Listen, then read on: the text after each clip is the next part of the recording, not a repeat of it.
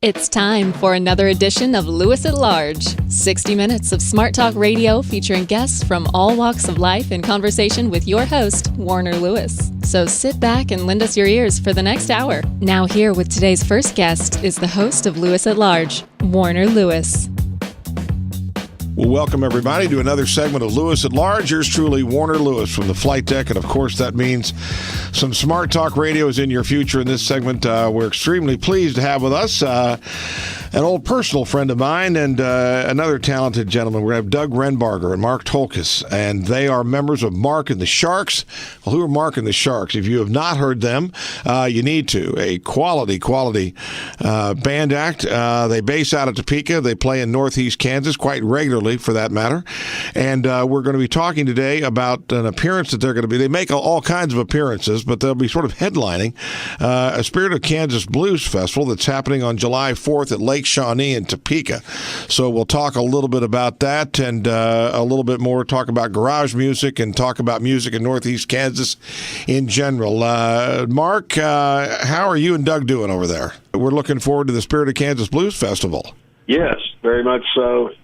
Doug and I have played the Spirit of Kansas Blues Festival before with another band, but this time it's Mark and the Sharks, and we'll be featuring our Allman Brothers tribute set, and very much looking forward to it. What and again, I know you guys are not directly representing the Blues Society over there, but tell us a little bit about kind of what they're all about. Well, the Blues Society was started a few years ago, the Topeka Blues Society, but it's a member of the International Blues Foundation. And what it is, it's just an organization that promotes blues, soul, and other kinds of roots music. And every year in January, they have a gathering on Beale Street in Memphis, and each blues society sends members to that gathering. It's the International Blues Challenge, and all the local affiliates have contests with judges, and they send representatives from each blues society to that, and then you compete down there, and they have winners in several different categories. So that's basically what that is. The Topeka Blues Society has several events that they promote. The Spirit of Kansas Blues Festival, and then they do a monthly concert series at Gage Park at the amphitheater, and then they have a presence in several other events around town, the Mulvane Art Festival, and some other ones too. Yeah, music has long been a big deal in Topeka. Here's one thing: you guys both, for years, were in and out of all kinds of sort of garage bands, and also some bands that certainly went far beyond the garage, like lots of musicians that came through Topeka and have gone on to do quite well. Share with our Lewis at Large listeners a little bit about Mark. Let's just go ahead and start with you, and then we'll hop over to Doug. Tell us about some of the bands that you were with over time in Topeka, and how you arrived with Mark and the Sharks. Okay, well, starting out as a kid, I guess we all got together with some schoolmates and things like that, and then some of us, went with other bands, other musicians from around town. Doug and I have played together off and on since 1965, but some of the bands I played with, local band, Bluebeard was one of them. I played with a band called Echo Cliff. I played in a band called Alchemy. And then we've had Mark and the Sharks for like 35 years now, so we've been doing that. And then Doug and I had a band that we did an album with and recently played up until a couple of people moved out of town, but we had a band called the 800s. And anyway, that's kind of my history.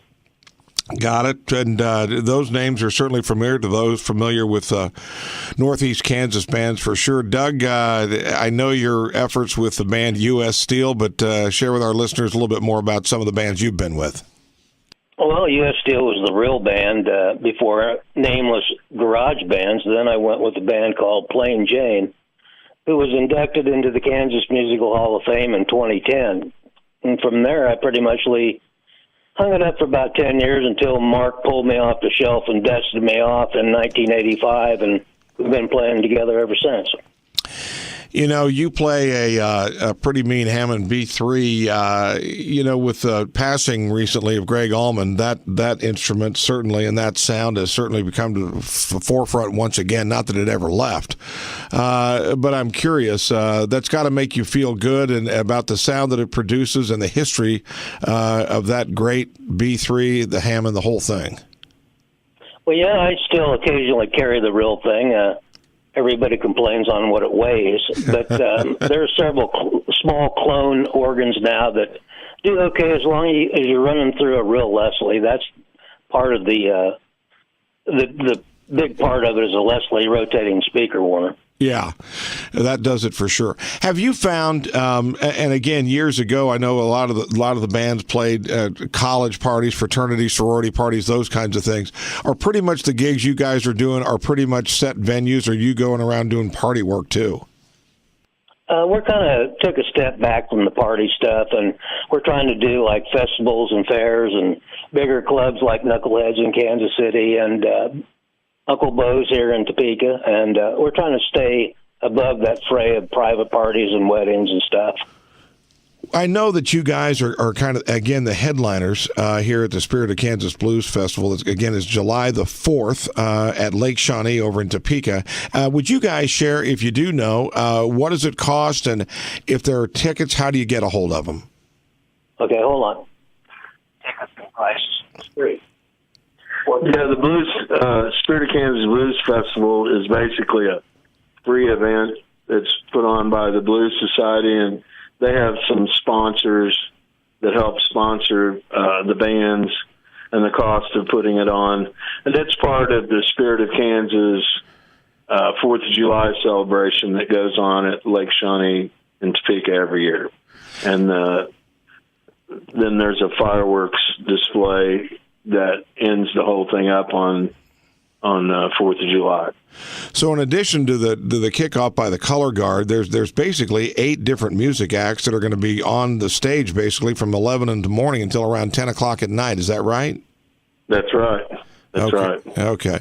And again, I'd like to go back and talk a little bit more about Mark and the Sharks because, again, you all have been together for a while. You're seasoned musicians. Was it difficult to decide that you wanted to stick with the more sophisticated music, or was that an audience request, or is that just something the guys in the band said, hey, if I'm going to be doing this, this is what I want to do? Mark and the Sharks have always been very picky about the material that we play, and we pride ourselves in not playing a lot of the run-of-the-mill radio station songs that you hear. Right. We've always been a band that, we try and play a little more complicated stuff just because we feel like we can pull it off. And to be honest with you, we don't want to sound like other people around here. So, yeah, you don't get your kicks by looking out and seeing a whole crowd sitting around trying to dance to some kind of syncopated beat of some kind. I know you do a lot of long jams and a lot of more sophisticated stuff. Do you guys? Yeah. Let me ask you something. Because you jam a lot and because you guys are more accomplished, does that mean you practice less, or do you practice more because of that? Well, I feel like this band has some of the best musicians around already, and being one of the best musicians around comes with practice. But we rehearse we rehearse every week, and more than that if we need to. If we have something coming up we feel like we need to rehearse for. So it's not a let's get together and jam per se. It's rehearsed, and then when you get in the moment on stage, that's when the jam thing comes, when you just let the feel take you where it wants to go. So when you guys create set lists, and maybe some of those are done far in advance, some of them might be done 5 minutes after you're done setting up, but because you guys, the music tends to be longer, the sets are a little bit more complicated. Are set lists easier to come by, or more or tougher to keep them fresh?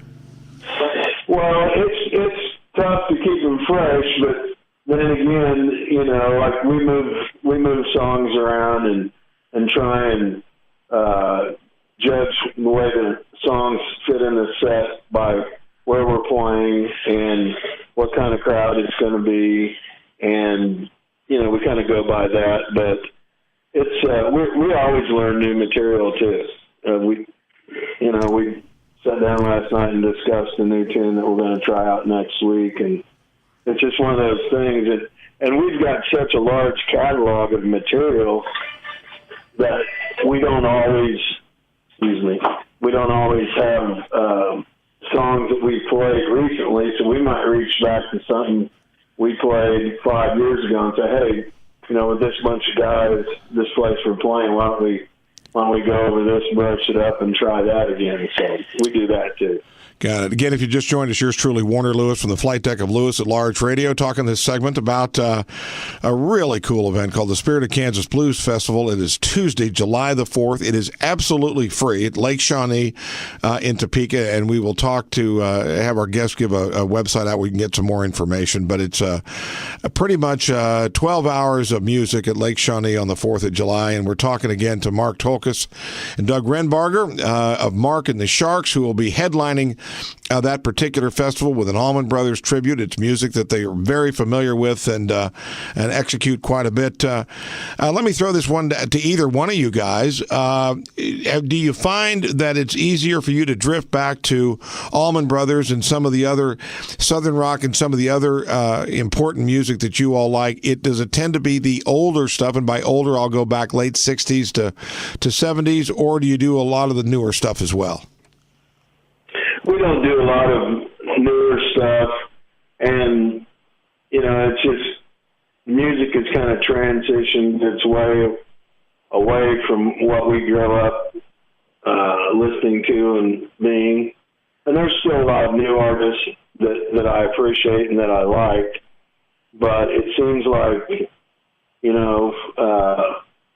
for us, most of our material is more artist-oriented than like trying to pick a newer song. We pick an artist that we like a tune by. If it's a newer song or whatever, we'll look at it, but it's more artist-oriented than it is trying to be current. Here's another phenomena. Let's face it. Back in the late 60s and early 70s, if you were in Northeast Kansas and you wanted to be heard by people around the country, you had to record it somehow, and that was either done on a cassette or a reel-to-reel, or you'd somehow get some time at Audio House in Lawrence and try to do some kind of a pressing. With today's technology, be it social media or otherwise, do you guys push your own music out there and try to get it heard, or tell us your use of social media, if at all? Well, we are kind of behind times social media-wise, but we are in the process of putting together our first website as we speak, and we just recorded a few songs that we're going to put out for a promotional CD. But yes, we have done original material CDs, and we have some of our own music. It's just we haven't done anything recently, but it's definitely we talked just the other day about how we need to do a current album with our own material and get things fresh again. So yes. So what happens when the clubs come calling and they want you to go on the road? You ready to do that, or are you going to stick around home? Well, that's one of the ideas that we have is we have guys that have regular jobs still, and I run a screen printing business, and Doug's retired, but we still have three younger guys who are still employed. But I think what we're looking at is kind of a weekend warrior thing, maybe getting a festival or something that we know about ahead of time where we can do a 4-day thing or something like that and try and do that several times a year rather than hitting the road per se. Well, as we start to wind down here again, we've been talking to Doug Renbarger and Mark Tolkus, well-known area musicians and members of Mark and the Sharks, will be headlining, again, the Spirit of Kansas Blues Festival at Lake Shawnee on July the 4th. Everything kicks off at 10:30 in the morning, and Mark and the Sharks will hit the stage around 8:45 at night, but between there will be 6 or 7 other tremendous acts, all for free. Doug, Mark, do you have a website where people can go to find out more information about the whole thing? Yes, you can go to the Topeka Blues Society's website, and I'm not sure what their what the letters for are, but I know if you Google Topeka Blues Society, you can find it online. So okay, well, man, I really appreciate you guys joining us today and sharing us a little bit about some of the history, not only of your band, but obviously also of lots of area bands that so many good acts have come out of here, and some of them, frankly, remain in the area like yourselves. And best of luck, and we'll look. Do you have the website address yet for your own band? Well, it's probably going to be markandthesharks.com.